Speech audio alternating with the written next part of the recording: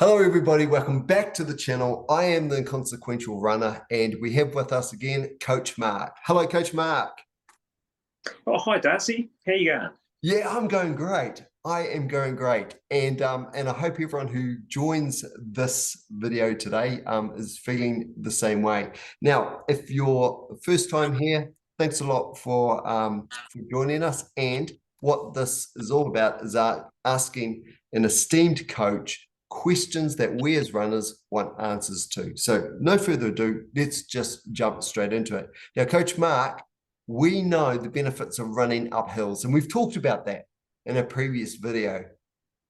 And it got someone thinking. They dropped us a line with a question to ask, is there any benefits in running downhill? So if we were to look at doing downhill running, well, would we? And if we were to look at it, what sort of benefits could we get from introducing downhill running into our program? Well, there's two types of downhill, really. I guess we'd be talking about. So one type is a specific sort of downhill, like you might face in an off-road event. Okay, So you just want to get better at running down that. So that's one thing where you just want to get technically better and more efficient at running downhill.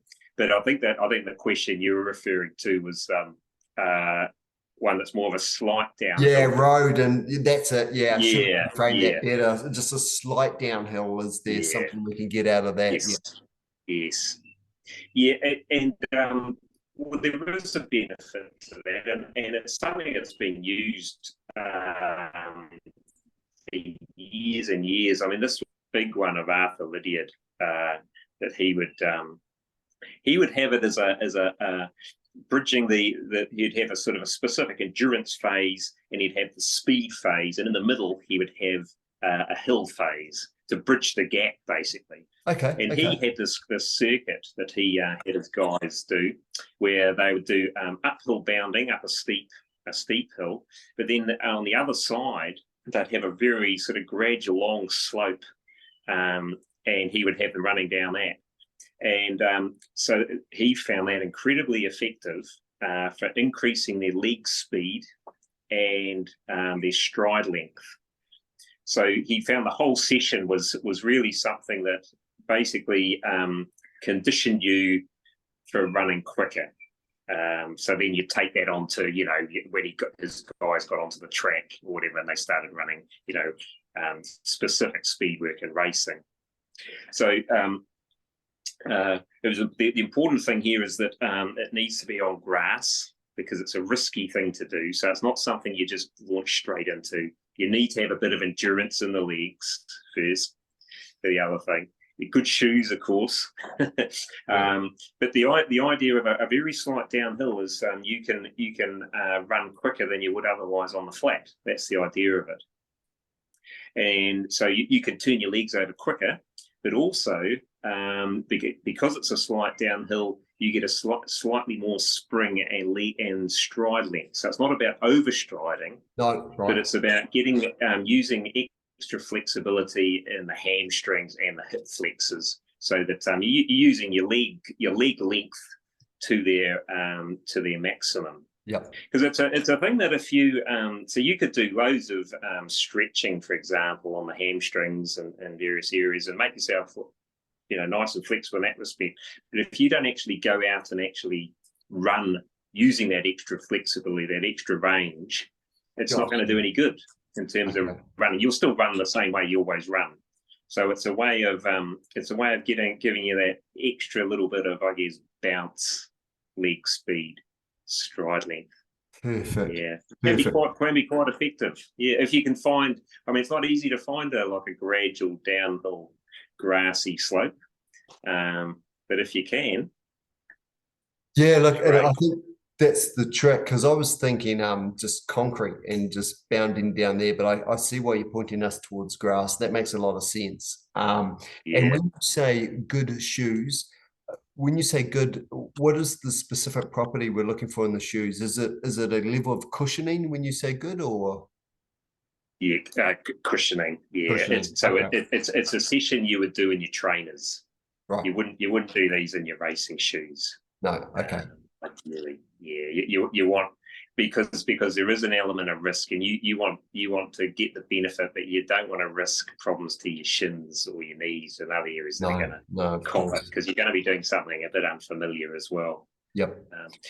Go on, Darcy. I was going to say, and would that be, you talked about making sure we don't overstride, and I imagine not overstriding on a downhill where we're trying to, incorporate a lot of speed. By not overstriding, it also serves to protect our bodies a little bit. So we need to be really careful about not overstriding. Yes, okay. That's right. And a way to ensure that is to always try and keep your hips forward of where your foot lands. Yep. If you know what I mean, as though you're almost as though you're falling down the hill. Is the way to look at it, rather than leaning back and striding. Yeah. Right. Perfect. I'm just trying to think of some slightly. I'll think of something, some area around here. You know what? I mean, me and you are very lucky because we live in a place called Wellington, which is, for those that don't know Wellington, it's regards the windiest city in the world.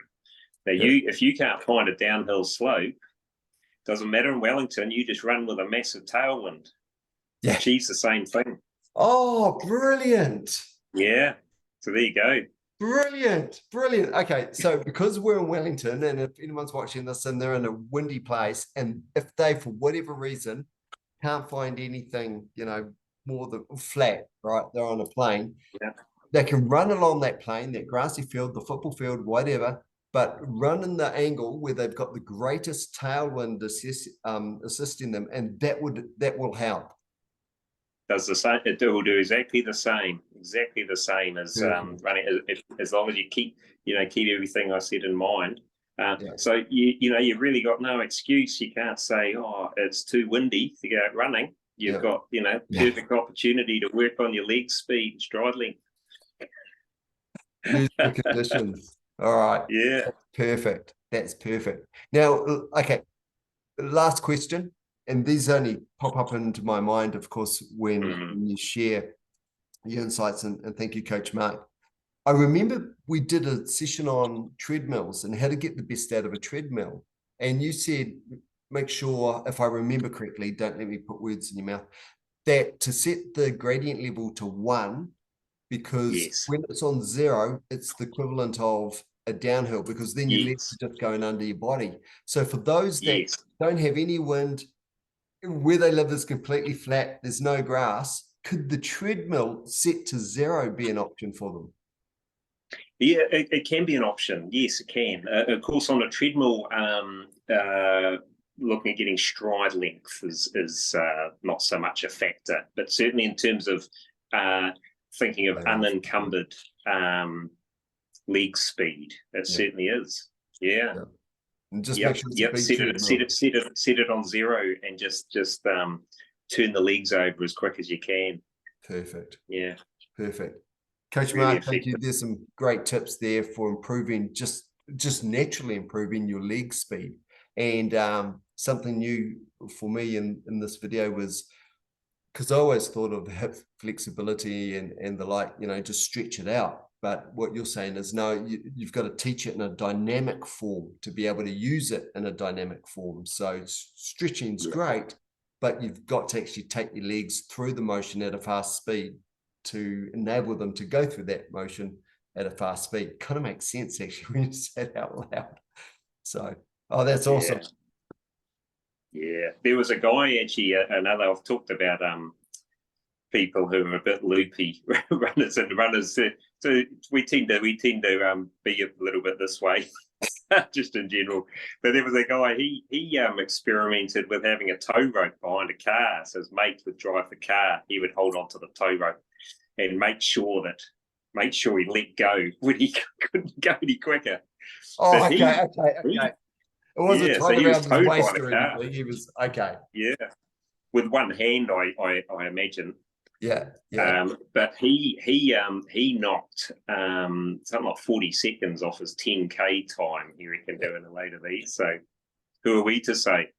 Look, I like that. It was that same premise, Yeah, and look, I like that sort of inventive thinking, and that's what we do in New Zealand.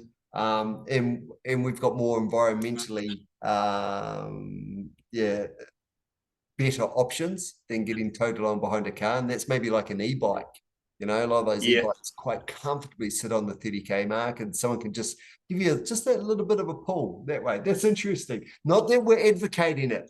A big disclaimer for those watching in the for waiver. States or wherever. Yeah, Coach Mark and I are not advocating that. You do what you want to do, but there are options. And the key thing is there's purpose in doing it. So assisting yourself to be able to run fast to get your legs used to the fast speed. Okay, thank you, Coach Mark, because the big question was, is there benefit to it? And there is. There is. So that's really cool. Coach Good Mark, stuff. we'll leave it there. Natural finish. Thank you so much, and catch up with you in the next one. Any idea what we'll be talking about in the next one? If people wanted to subscribe and hang around for the next Yeah, one. I think it was a common issue, starting too fast in a race. Started too fast. Who hasn't done that? Hands up. That is a Kiwi understatement. All right, let's get into that one. Let's do that one. Okay. So for those that are watching, we do just one question per video, so you can choose which video you want to pick up and watch. If you like this and there was some benefit to you in this video, there's only one way to pay us, and it's free. Just click the like button. If you want to hang around and be notified of other videos, hit subscribe. If you have subscribed recently, I want to say thank you. I really appreciate that. It's really cool for us to see our subscription numbers slowly but increasing. So thanks so much. Coach Mark, catch you in the next one where we talk about the common thing of starting a race too fast and why. We need to understand the why. So I think we can get into root cause behind that. Catch you in the next one. Thanks a lot. Cheers. Okay. Bye.